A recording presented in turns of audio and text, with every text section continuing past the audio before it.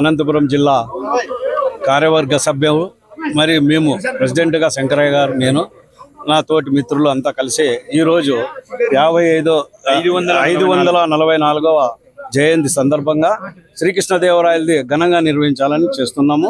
ఈ పండుగకు మా బల్యమిత్రులు, అన్నదమ్ములు, స్నేహితులు అందరూ కలిసి ఘనంగా జరుపుకుంటున్నాం.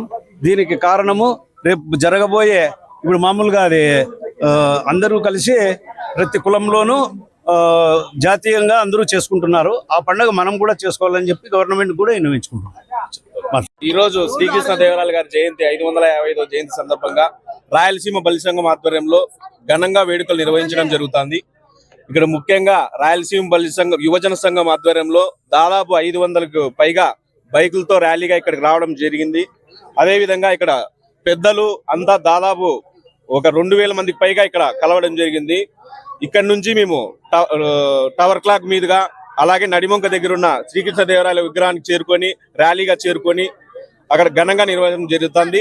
దాదాపు ఇక్కడ 2500 మంది పైన మేము ర్యాలీగా వెళ్ళడం జరుగుతుంది.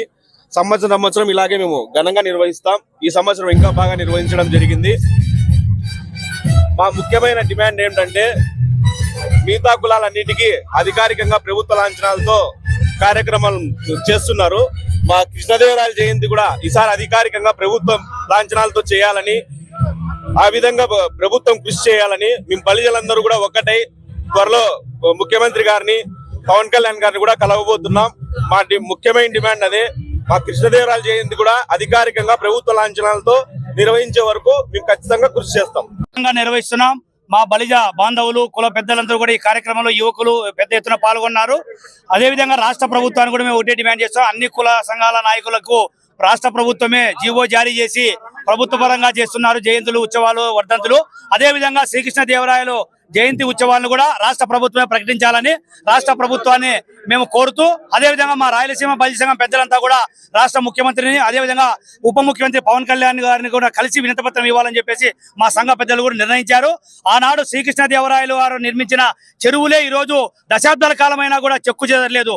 మరి ఇప్పుడున్న ప్రభుత్వాలు అయితేనేమి చేసే పనులకు ఏ విధంగా ఉన్నాయి, ఆనాడు శ్రీకృష్ణదేవరాయలు నిర్మించిన సామ్రాజ్యం కోటలు అయితే ఏ విధంగా ఉన్నాయి, చెరువులు ఏ విధంగా ఉన్నాయి, బుక్కల సముద్రం చెరువు అనంతపురానికి తెలుసు, అలాగే బుక్కపట్నం చెరువు తెలుసు, పెనుగొండకు తెలుసు. అన్ని విధంగా దశ దిశగా వ్యాపించే విధంగా ఆయన కీర్తిని ఇంకా దశ దిశలుగా తీర్పించడానికి మా అందరూ కూడా శక్తివంతం లేకుండా పనిచేస్తాం.